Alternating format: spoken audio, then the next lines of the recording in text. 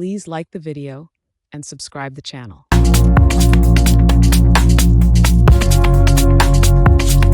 تو آج کی گفتگو کے لیے میں ایک بہت ہی بنیادی لیکن طاقتور سوال سے شروع کرنا چاہتی ہوں۔ سوال یہ ہے کہ کیا ہو اگر مستقبل کوئی ایسی چیز نہ ہو جو ہمارے ساتھ بس ہو جاتی ہے، بلکہ ایک ایسی چیز ہو جسے ہم خود سوچ سمجھ کر تعمیر کرتے ہوں۔ اور یہ سوال بہت اہم ہے۔ یہ ہمیں محض تماشائی ہونے کے بجائے ایک فعال کردار بننے کی دعوت دیتا ہے۔ بالکل، اور یہ سوال وینیسا تھامس کی کتاب brilliant women architects of tomorrow سے لیا گیا ہے، جو آج ہماری گفتگو کا محور ہے۔ آج ہم اسی کتاب کے مرکزی خیال کو سمجھنے کی کوشش کریں گے۔ کتاب کا دعویٰ ہے کہ دنیا کو بدلنے والی قیادت وہ کوئی پیدائشی تحفہ نہیں ہے۔ نہیں، بالکل نہیں، بلکہ یہ 10 مخصوص صلاحیتوں کا ایک مجموعہ ہے، ایسی خوبیاں جو کوئی بھی سیکھ سکتا ہے۔ جی، اور کتاب میں 10 خصوصیات کا ذکر ہے، لیکن آج ہم ان میں سے چند سب سے دلچسپ اور ایک دوسرے سے جڑی ہوئی خصوصیات پر بات کریں گے، تاکہ یہ سمجھ سکیں کہ یہ نظام کام کیسے کرتا ہے۔ بالکل۔ اور یہ کتاب روایتی مشوروں سے، جیسے لینن وغیرہ، ان سے آگے کی بات کرتی ہے۔ یہ ایک عملی بلو پرنٹ دیتی ہے جس میں تاریخ کی کچھ غیر معمولی خواتین کی زندگیوں کو مثال کے طور پر استعمال کیا گیا ہے۔ اچھا، تو یہ ان لوگوں کے لیے ہے جو دنیا میں کوئی بامانی تبدیلی لانا چاہتے ہیں لیکن شاید یہ نہیں جانتے کہ شروع کہاں سے کریں۔ جی، پہلا قدم کہاں سے اٹھایا جائے؟ تو آئیے پھر پہلا قدم اٹھاتے ہیں۔ کتاب کا ایک بڑا دعویٰ یہ ہے کہ یہ خواتین یہ پیدائشی طور پر ذہین نہیں تھیں، بلکہ انہوں نے وقت کے ساتھ خود کو ذہین بنایا۔ تو پہلی صلاحیت جس کا کتاب میں ذکر ہے وہ ہے نظامی حکمت، یعنی سسٹمک وزڈم۔ جی، سسٹمک وزڈم۔ یہ بڑی تصویر دیکھنے کی صلاحیت ہے، اور کتاب میں اس کے لیے ریچل کارسن کی مثال دی گئی ہے۔ ہاں، ریچل کارسن، وہ ایک ماہر حیاتیات تھیں جنہوں نے 1962 میں سائلنٹ سپرنگز نامی کتاب لکھی۔ اس وقت دیکھیں DDT جیسے کیڑے مار ادویات کو ایک معجزہ سمجھا جاتا تھا۔ صحیح، کیونکہ وہ فصلوں کو بچاتے تھے، سب صرف فائدہ دیکھ رہے تھے۔ بالکل، یعنی وہ صرف علامات کا علاج کر رہے تھے، فصلوں پر لگے کیڑے۔ لیکن کارسن نے اس سے آگے دیکھا۔ انہوں نے صرف یہ نہیں کہا کہ یہ زہر خطرناک ہے، انہوں نے ایک پورا جال بن کر دکھایا۔ یہی تو ان کی ذہانت تھی، انہوں نے وہ غیر مرئی روابط دکھائیں۔ جی، انہوں نے بتایا کہ کس طرح کھیت میں چھڑکا گیا زہر بارش کے پانی کے ساتھ بہہ کر ندی میں جاتا ہے اور وہاں سے فوڈ چین میں داخل ہو جاتا ہے۔ ہاں، چھوٹی مچھلیاں اسے کھاتی ہیں، پھر بڑی مچھلیاں، اور آخر میں جب کوئی پرندہ اس مچھلی کو کھاتا ہے تو اس کے انڈے کمزور ہو جاتے ہیں اور پوری نسل خطرے میں پڑ جاتی ہے۔ یہی نظامی حکمت ہے۔ یہ ایک بہت اہم نکتہ ہے۔ اکثر ہم مسائل کی سطح پر کام کرتے رہتے ہیں، جبکہ اصل جڑیں کہیں اور ہوتی ہیں۔ کارسن کی ذہانت یہی تھی کہ انہوں نے ہمیں وہ جڑیں دکھائیں۔ اسی ایک بصیرت نے پوری ماحولیاتی تحریک کو جنم دیا۔ ٹھیک ہے، تو آپ نے بڑی تصویر دیکھ لی، آپ نے نظام کو سمجھ لیا، لیکن یہ تو بہت خوفناک بھی ہو سکتا ہے۔ اتنا بڑا نظام دیکھ کر تو کوئی بھی سوچے گا کہ میں اکیلی اسے کیسے بدل سکتی ہوں۔ بالکل۔ تو یہاں سے شاید دوسری خصوصیت بامقصد اثر، یعنی پرپسفل امپیکٹ کا کردار شروع ہوتا ہے۔ آپ نے بالکل صحیح پکڑا ہے۔ نظامی حکمت آپ کو بتاتی ہے کہ کہاں ضرب لگانی ہے، اور بامقصد اثر آپ کو بتاتا ہے کہ کیسے۔ اس کے لیے کتاب میں کینیا کی ونگاری ماتھائی کی مثال دی گئی ہے، جنہیں نوبل انعام بھی ملا۔ ان کا مشن تو بہت سادہ تھا، ہے نا؟ درخت لگاؤ۔ بہت سادہ، اور کوئی بھی کہہ سکتا ہے کہ بھئی ایک درخت لگانے سے کیا ہوتا ہے۔ یہی تو میں سوچ رہی تھی۔ ایک طرف ریچل کارسن ہیں جو ایک عالمی ماحولیاتی نظام کی بات کر رہی ہیں، اور دوسری طرف ونگاری ماتھائی ہیں جو صرف ایک درخت لگا رہی ہیں۔ یہ پیمانے کا بہت بڑا فرق ہے۔ مظاہر ایسا ہی لگتا ہے، لیکن یہی تو اس کی خوبصورتی ہے۔ مسائی نے اس چھوٹے سے عمل کو ایک بڑے مقصد سے جوڑ دیا۔ انہوں نے کینیا کی دیہی خواتین کو منظم کیا اور کہا کہ درخت لگانے سے صرف ماحول بہتر نہیں ہوگا، اچھا، بلکہ انہیں لکڑی ملے گی، ان کی زمین زرخیز ہوگی، اور انہیں معاشی خود مختاری ملے گی۔ وہ ایک درخت نہیں لگا رہی تھیں، وہ امید لگا رہی تھیں۔ اور جب مقصد اتنا واضح ہو گیا تو ایک درخت 51 ملین درختوں کی گرین بیلٹ موومنٹ بن گیا۔ یہ صرف درخت لگانا نہیں رہا، یہ تو ایک پوری تحریک بن گئی۔ جی، یہ خواتین کو بااختیار بنانے، غربت سے لڑنے، اور بالآخر اس وقت کی آمرانہ حکومت کو چیلنج کرنے کی ایک پرامن تحریک بن گئی۔ ایک چھوٹا بامقصد عمل پورے نظام کو بدلنے کا نقطۂ آغاز بن گیا۔ واہ، یہ بات واقعی دلچسپ ہے، لیکن ان کہانیوں میں ایک چیز مشترک ہے، اور وہ ہے وقت۔ وقت۔ ریچل کارسن کو اپنی تحقیق پر سالوں لگے، اور وینگاری ماتھائی کی تحریک بھی دہائیوں پر محیط تھی۔ یہ ہمیں اگلی خصوصیت اسٹریٹجک جرات یعنی اسٹریٹجک بولنس کی طرف لاتی ہے۔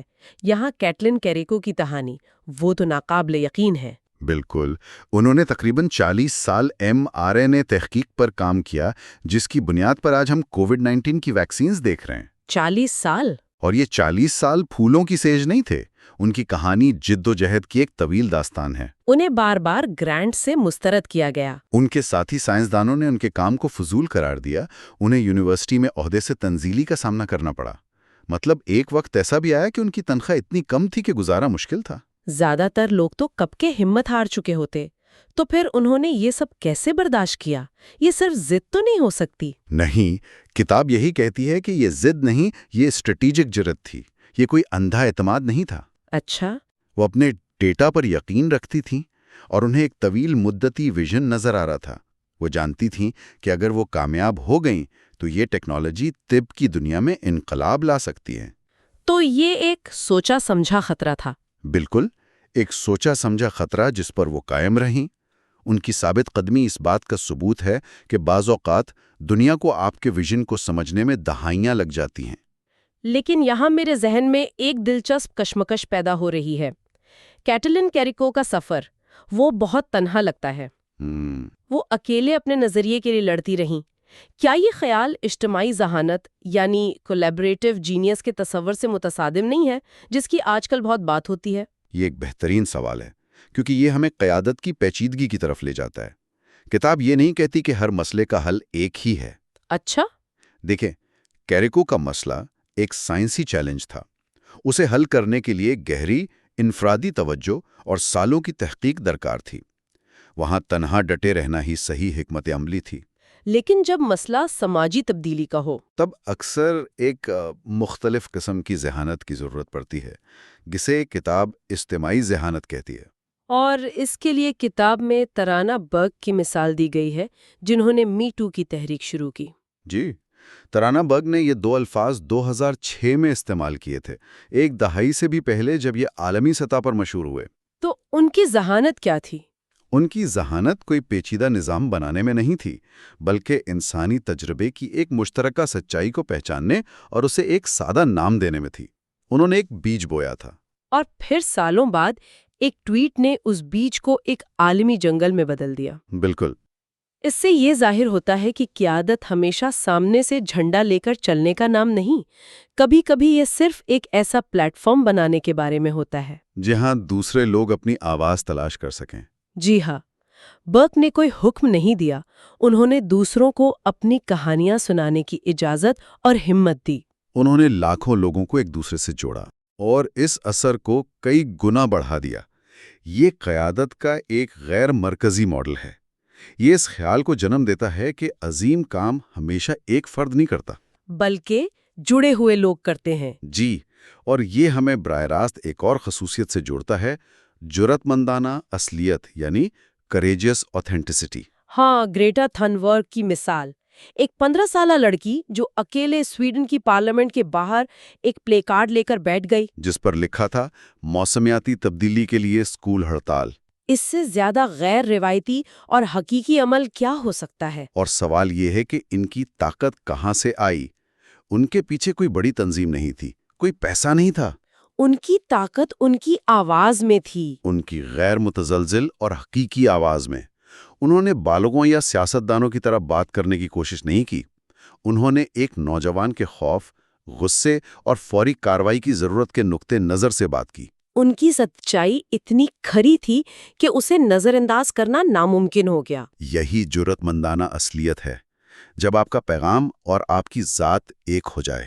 تو جب ہم ان تمام مثالوں کو ایک ساتھ رکھتے ہیں، ریچل کارسن کی نظامی حکمت، ونگاری ماتھائی کا بامقصد اثر، کیٹلن کیریکو کی جرات اور ترانہ برگ اور گریٹا تھنبرگ کی اصلیت، تو ایک نمونہ ابھرتا ہے۔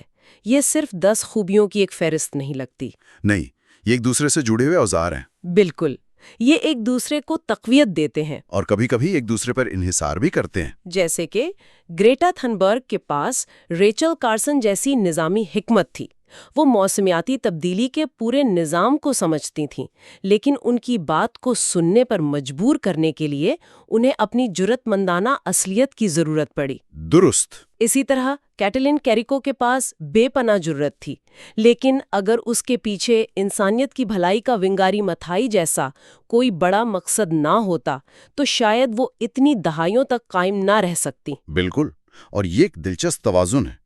آپ کو بڑی تصویر دیکھنے کی حکمت چاہیے، لیکن ساتھ ہی ایک چھوٹا قابل عمل قدم اٹھانے کا مقصد بھی چاہیے۔ اور آپ کو سالوں تک اکیلے کام کرنے کی جرأت کی ضرورت پڑ سکتی ہے۔ لیکن بالآخر اپنے خیال کو پھیلانے کے لیے دوسروں کو ساتھ ملانے کی صلاحیت بھی درکار ہوگی۔ کتاب خود کو ایک بلو پرنٹ کے طور پر پیش کرتی ہے، یہ بتانے کے لیے نہیں کہ کیا تعمیر کرنا ہے، کیونکہ یہ ہر ایک کا ذاتی سفر ہے، بلکہ یہ دکھانے کے لیے کہ کیسے تعمیر کرنا ہے۔ تو یہ ایک طرح کا ٹول کٹ ہے۔ ہاں، ایک ٹول کٹ یا ایک فریم ورک کہہ لیں۔ کتاب کا مرکزی پیغام یہ ہے کہ یہ صلاحیتیں ہمارے اندر پیدا کی جا سکتی ہیں۔ یہ کوئی جادوئی تحفہ نہیں ہے۔ یہ مشق اور ارادے کا نتیجہ ہے۔ جی، اور اس کا حتمی مقصد صرف ذاتی کامیابی حاصل کرنا نہیں، بلکہ ایک ایسا پائیدار اثر پیدا کرنا ہے جو ہمارے بعد بھی قائم رہے۔ یہ دنیا کے لیے کچھ تعمیر کرنے کے بارے میں ہے۔ تو آج ہم نے وینیسا تھامس کی کتاب brilliant women architects of tomorrow کے چند اہم نکات پر بات کی۔ ہم نے دیکھا کہ یہ کتاب قیادت کو پیدائشی صفت کے بجائے سیکھی جانے والی خصوصیات کے طور پر کیسے پیش کرتی ہے، اور ہم نے اسے ریچل کارسن، کیٹلن کیریکو اور ونگاری متھائی جیسی خواتین کی طاقتور مثالوں کے ذریعے سمجھا۔ اور اس گفتگو کا بنیادی نقطہ یہ ہے کہ یہ خصوصیات نظامی حکمت سے لے کر جرأت مندانہ اصلیت تک ہر اس شخص کے لیے ایک عملی ڈھانچہ فراہم کرتی ہیں جو بامانی تبدیلی لانا چاہتا ہے۔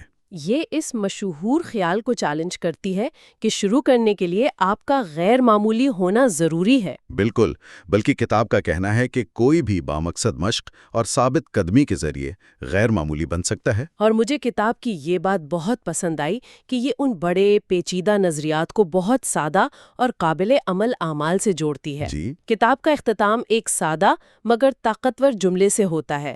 ونگاری متھائی نے ایک درخت لگایا، شروعات ایسے ہوئی تھی، جو ہمیں کتاب کے آخری فکر انگیز خیال پر چھوڑ جاتا ہے، ایک ایسا سوال جس پر ہر سننے والا غور کر سکتا ہے۔ آپ کیا تعمیر کریں گے؟